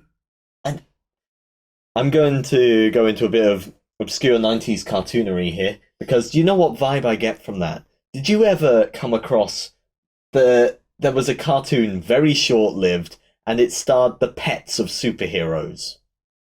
Yeah. I remember there was like Crypto the Wonder Dog. That was it. Oh. It's like Crypto the Wonder Dog and... Crypto Superdog or something like that. Yeah, and it had Batman's dog as well. There's a bunch of things. It was... I think Wonder Woman's cat. It was just one of those sort of collective fever dreams that can only appear out of the 90s. Yeah. I see. For this, I absolutely adore the concept. I like it. I love it. I want more of it. The thing that makes me sad. Yeah. This Kickstarter ends on the 31st of the month, before payday. No. Now, does the project allow you to pledge at a lower level and then go in later? It does. Absolutely. You can make a pledge, I think, and then potentially come back in with the pledge manager if you wanted to. Justin, I think. Give me a sec. Are you pledging on the show? Yes. Minimum 10 quid. Yeah. It's set. Leave that for later, mate. Leave that for later. I want it. Yeah, but you don't want to be putting in your card details on camera. Actually. No, Kickstarter actually doesn't bring up your full card details whenever it's still set. Fair enough. But no, I will have a look at that, see if I can maybe put in like a £1 pledge. It is one thing I've noticed they've done. They've only done a single pledge, so I'm guessing this is a very small group of guys wanting to keep things as simple as possible for themselves. Yeah. So It's just kind of like that what they one did with pledge. Critical Role 1. There's one pledge level. It's very, very easy. It's cheap and easy to get used to if you want to pick up some stuff from them. Yeah. And I think they're trying to deliver quite quickly as well on this one. Yeah, well, as far as I know, I was actually talking to Roman about this when we had him across. He was saying, yeah, all the sculpts already seem to be done. It is just pushing for the production run. Yeah. So, Yeah. I want It so is badly. it is very nice to see a smaller project getting pushed like that. Yeah. Yeah. Yeah, but you get something that's just so quirky. Yeah. And I mean, like, I will say this, for the Pledge Manager, when it comes out, I do hope you can add on individual dogs. Because let's say you want They to might get do it that. as a gift for a friend Yeah. or something to send out just as a painting project. You know, I would like to have that option. Yeah. Okay. Moving on from dogs, we've got the Dragon Realms dice boxes and trays. Oh, these are intriguing. Tell us what's Yeah. happening here, Ben. So these are from Z1 Designs, designed by John Steins, and this is a set of stuff for your role-playing games. Funnily, we've got quite a role-playing theme here today, apparently, but it might just be because it's me. But yes, so there's a range of dice boxes and dice trays that you can use for your role-playing. Each of them is designed using wood and leather. They've got the amazing sort of like dragon scale designs on the top of them with those wonderful eyes on them as well, which is absolutely fantastic. It gives you the idea that they're almost like enchanted objects of their own, which is really cool. Inside each of the different dice boxes, you've got space for all your dice, or your poly dice. There's also a space for your miniature as well, which is really fantastic. And now, of course, you've got the big dice tray there as well, which allows you to use in the gaming table with everyone else around you as well, which is really cool. They've got a whole bunch of different sort of embossed designs and stuff that they've been working with, so you can have swords and all kinds of different things on there. There's like an Yggdrasil design as well, which is really cool. And one of the other big things they've been doing, unfortunately, at this point, the early bird offer for the miniature will have passed, which is a shame. But Z1 Designs are actually going to be working on this sort of like range of NPC miniatures in the future as well. So I believe one of the ones they were showing off as part of the Kickstarter was the blacksmith miniature. But they're actually going to be doing a lot more of these in the future, which is really, really cool to see down the road. So it's something to look out for if you want to follow Z1 Designs on Facebook and all that kind of things as well. But yeah, just a really nice little interesting one showing off some very, very nice artisanal work on some really cool things that people want to sort of bling up their D&D sessions, because obviously as tabletop gamers we love collecting things like dice and all kinds of different accessories like tokens, all those kind of things like that when we're collecting our stuff for our armies to theme things together. And a lot of the things that role players do is they love collecting things like dice bags and pouches and all those kind of things. So if you like your D&D and you like your role playing in general, maybe go and check these out. There's some really cool designs for things like Cthulhu as well, so if you like that kind of things as well, there's options for you there, which is really nice. So yeah, go and check this one out. Yeah, cool. It's one I really like the look of, and for me it would be multi-purpose because I could definitely see myself using one or two of those pieces for my LARP characters. Yeah, just as little containers. Maybe my LARP character also likes to play role-playing games. There you go. They were getting meta. Oh, Harry hang on. Dresden likes Wait. playing- You're going to eat RPG in a LARP? Yeah, why not? Harry Dresden likes to role play in the Dresden Files. Yeah. So, We're good. Okay, we've managed to do a Mind Melter without doing a Mind Melter segment. Justin.exe has failed to load. Please contact your service administrator. While we're rebooting Justin, Ben, move us on to the next Kickstarter. Cool. So the final one is a massive one. And this is from Colossal Games, which is quite an apt name for this company and what the game they're producing. Now, Eclipse is one of those huge 4X games that you play on the tabletop. So it's all about finding different ways for you to conquer the galaxy or the world and things like that. Eclipse is set in the depths of space, and you play as alien factions competing for control of the galaxy. And this could be from exterminating your enemies, sort of exploring, experimenting with science, all those kind of things, or working on your economy and growing that kind of thing as well. This is the second version of the game that has come out, so there's increased value put into all the different components and the accessories and all those kind of things. The rulebook has been streamlined and thought through as well. I will say that this is not a light game. It'll go from either 60 minutes with maybe 2 players to over 200 minutes if you've got 6 players sitting around the table. So this is definitely one of those games that's very much an event one. The thing about this as well that makes this game absolutely fantastic, I've played the original and it's still one of my favorites, is that each of the different races has their own abilities and styles of play, which is really cool. So there's a really nice asymmetry to how they work on the tabletop. And the other really cool thing as well is that the exploration of the galaxy is actually done as hex-based stuff. So what you do is you set up the board and you set up your sort of starting systems, and then as you go through the game you flip over tiles and sort of uncover planets as you go. So it's got a really nice sort of sense of almost that kind of like Civilization feel when you start playing the game. So it feels like, when you're first setting up in Civilization with your settler and your tiny little world, and as things grow and expand, you start to meet other races and fight them in combat and sort of like broker peace with other people as well and do trading and all those kind of things. Now, I will say that the original version of Eclipse, one of the things, like it's a very fun game and I very much enjoy it, but one of the original things about Eclipse that sort of didn't really mesh with me too well is that it's very, very combat focused, and a lot of the sort of victory conditions are very easy in that vein. So if you like your 4X to be a little bit more broad, this maybe won't be for you, but it's got some very cool things going on it. There's some really interesting sort of avenues you can take to sort of like growing your empire and your Starfleet and all those kind of things as well. So if you like your big 4X games, this is definitely one to check out. And as I say, they've done a really nice job upgrading all the components and making them a little bit more individual for the different factions. They had kind of done that in expansions in the past, but this is all sort of like conglomerating everything together into one package here, which is very, very cool indeed. So yeah, if you like your 4X games and you like your big heavy games, then this is probably one to go and check out. So yeah, yeah, I do love my 4X games. They kind of swallow my life when I get into them, though.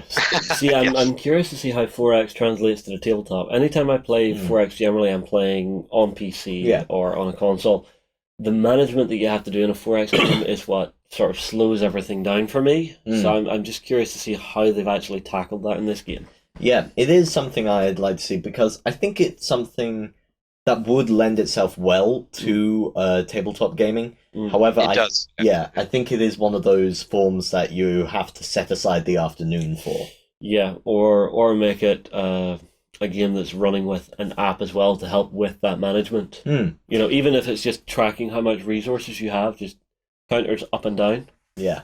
Yeah, well, each player gets themselves like a little dashboard, which is really cool, which sort of tracks all your research and your economy and all that kind of thing. And there's a lot of stuff in there about sort of like not really worker placement, but that kind of like economic engine going on in the background as well, which is really neat. It sounds a lot tougher than it actually is. Like we've actually had people that are slightly newer to board games or don't really like the really heavy stuff playing this, and they've kind of gone on all right with it. I think the main focus of this kind of game is that kind of like table talk around the table and sort of how you interact with each other, because a big part of it is being able to know when someone is definitely going into the lead and trying to like pin them down and work alliances together to take them out and things like that as well. So it's got that kind of diplomatic thing going on, which is really cool. So yeah, it's something to bear in mind when you look at this game and see whether you want to pick it up. So if I could get a game like this designed where I had an app that could be running, say we're playing a 4-player game, we all have our phone out and we link into like a local area network game so that we can trade back and forth between the people at the table to actually that's a cool idea. your stuff. Yeah, I don't know. I kind of like even just having that physical presence of tokens to trade. But... See, for me, that's what's going to slow stuff down, is actually tracking and packing and unpacking all of that. Yeah. Actually, you're set up for a really it does take a while to set up. But It would help. I think it would also be very thematic for a sci-fi game. Yeah, for a sci-fi game, yeah. And then, I mean, like, you could also have components added to that for, like, a global market as well. Say you're just selling resources into the game itself. You could be doing that when it's not your turn, just actually have that as an open play segment. Yeah, when it comes to your turn, it's just like, okay, Justin, your turn. Oh, just one trade? Okay, I'm ready. Okay. Yeah, I could see that happening. Very cool piece. Anyway, that brings us to the end here, but before we go, we do have one prize to give away. Yes. Yep. Justin, if you want to take this. So what we were giving away was some Wild West terrain from the guys over at Foreground, and we've chosen our winner, who is... Prepare yourselves. Brace for Jammy Dance. Storm in Wolf. Congratulations. Yeah. I just want to say a quick thing talking about sort of preparing a jammy dance. Well done to Laughing Boy from last week, who actually posted a video of him doing his laughing. Really? He did his jammy dance in the forums, which was really, really cool. So if you want to go and check that out, it was a really Why was I not informed? So. Why was I not informed of this? I have to see this. Lance, bring up a jammy dance. Dad, you just found the Hobby God bag. What? The Hobby God bag? The jammy dance, Woohoo! Thanks, guys! Woo! We are now using that jammy dance clip for all future prize wins. So, congratulations, Stormy Wolf. It is some excellent terrain pieces. Yeah. Now, and remember, if you want to be in with your chance to win, put your comments down below here on beastsofwar.com. Mm-hmm. Okay, and with that, thank you, Justin. Yep. And thank you, Ben. Right. And thank you to all of you for coming over and joining. If you want to see more of us talking about games, be sure to come back tomorrow for our XLBS Backstages show. Yes, which is on beastsofwar.com. Yeah. Or ontabletop.com. Yeah. We really do rely on our Backstages. You guys help us a lot. If you want to try it out, you can still sign up for that 7-day free trial. Mm-hmm. So, and with that, have a great week of gaming. Go ahead and check out our other content on screen now, and be sure to check out beastsofwar.com for the latest gaming news and gaming Let's Plays. And while you're at it, why not hit subscribe and remember to ding our dong. Go on, you know you want to click it. Go on.